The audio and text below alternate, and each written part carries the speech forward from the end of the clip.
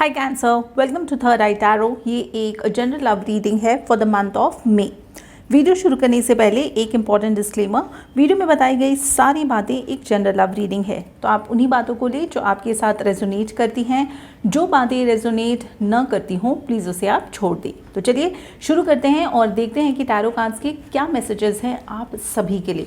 आपका पहला कार्ड है ace of pentacles, 4 of wands और page of pentacles. Person B जो है उनका पहला कार्ड है 3 ऑफ वॉन्ड्स, 8 ऑफ स्वॉर्ड्स और 8 ऑफ पेंटिकल्स। इसके साथ हम देखेंगे कि आप दोनों के बीच में म्यूचुअल फीलिंग क्या है, इस रिलेशनशिप का ब्लॉकेज क्या है और आउटकम क्या होने वाला है। बॉटम ऑफ द डेक है 7 ऑफ वॉन्ड्स। इसका मतलब आपको किसी बात का स्ट्रेस, एंजाइटी हो सकता है, कुछ ऐसा है जो आपको बहुत ज़्यादा स्ट्रेस और एंशियस करने वाला है।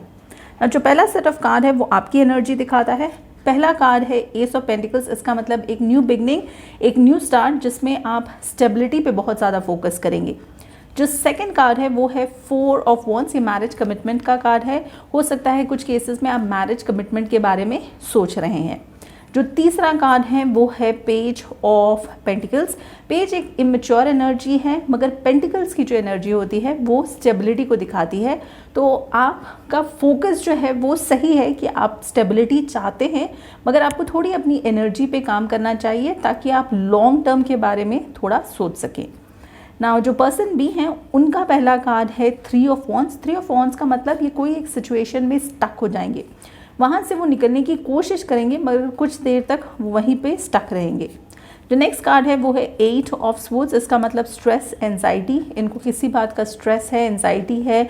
अगर कुछ केसेस में ऐसा है कि इन्होंने कुछ किया है तो इनको थोड़ा सी गिल्टी वाली फीलिंग भी हो सकती है। जो नेक्स्ट कार्ड है वो है 8 ऑफ पेंटिकल्स। ये वो कार्ड है जहाँ पे इनको बहुत ज़्यादा एफर्ट लगाने की ज़रूरत पड़ेगी इस पूरे रिलेशनशिप को हैंडल करने में। तो चलिए देखते हैं कि म्यूचुअल फीलिंग क्या है। म्यूचुअल फीलिंग है 5 ऑफ पेंटिकल्स। इसका मतलब आप दोनों को लेफ्ट आउट, आउटसाइडर वाली फीलिंग हो सकती है।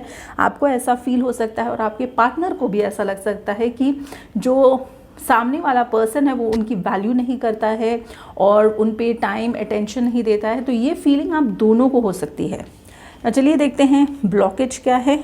ब्लॉकेज है 6 ऑफ स्वॉर्ड्स। इसका मतलब आप दोनों को ये रिलेशनशिप कहीं ना कहीं थोड़ा सा बर्डन जैसा फील हो रहा है और आउटकम जो है वो है एक मेजर आर्काना का कार्ड। ये है मैजिशियन एनर्जी। इस एनर्जी में आप दोनों चाहते हैं कि इस रिलेशनशिप में वही हो जो आप चाहते हैं।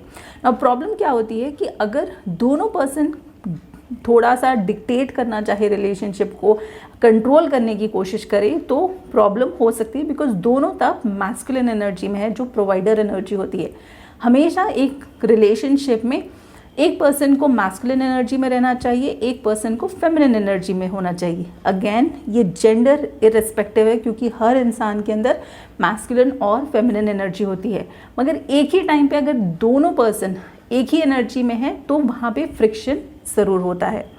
चलिए इसके साथ अब हम देखते हैं कि आप दोनों के साथ साथ इस पर्सन का इंटेंशन क्या है इस रिलेशनशिप में। सो जो पहला कार्ड है वो है 10 of wands, queen of wands और 3 ऑफ पेंटिकल्स। 10 ऑफ वॉन्ड्स का मतलब वो एनर्जी जहाँ पे इनको ऐसा फील हो कि ये रिलेशनशिप बहुत हैवी है। क्वीन ऑफ वॉन्ड्स का मतलब थर्ड पार्टी एनर्जी, हो सकता है किसी तरह का इंटरफेरेंस हो थर्ड पर्सन से। और 3 ऑफ पेंटिकल्स का मतलब अगेन थर्ड पार्टी एनर्जी, कोई ना कोई हो सकता है एक और पर्सन के साथ भी इन्वॉल्व है। चलिए देखते हैं मोनोलॉजी ऑरेकल डेक के थ्रू क्या मैसेज है। सो जो कार्ड का मैसेज है वो है the end of a tough cycle approaches. इसका मतलब आप अगर बहुत ही कोई टफ सिचुएशन से गुजर रहे हैं, आपका जो साइकिल है बहुत ज़्यादा ही टफ है लाइफ में, जो जिस सिचुएशन में आप है अगर बहुत टफ है तो अब समय वैसा आ चुका है जब ये टफ समय और जो साइकिल जिसमें आप हैं वो थोड़ा सा एंड की तरफ जाने वाला है। चलिए देखते हैं कि लवर्स ऑरेकल के थ्रू क्या मैसेज है। सो जो कार्ड का मैसेज है वो है twin flames, your passion ignites. Twin flame एक डिफरेंट टाइप की रिलेशनशिप को हम कहते हैं जो कि बहुत ही स्ट्रॉन्ग रिलेशनशिप है। ये रिलेशनशिप आपको लाइफ में एक ही बार होता है और अगेन सबके साथ ये नहीं होता है। अगर आप ट्विन फ्लेम की एनर्जी में हैं और उस तरह के रिलेशनशिप में हैं तो आपको इस रिलेशनशिप को बहुत केयरफुली हैंडल करना चाहिए, क्योंकि आपका जो पार्टनर है उसके साथ आपका ये जो रिलेशनशिप होता है वो इस ही लाइफ में नहीं, ये पहले लाइफ से आपका ये रिलेशनशिप उनके साथ चल रहा है।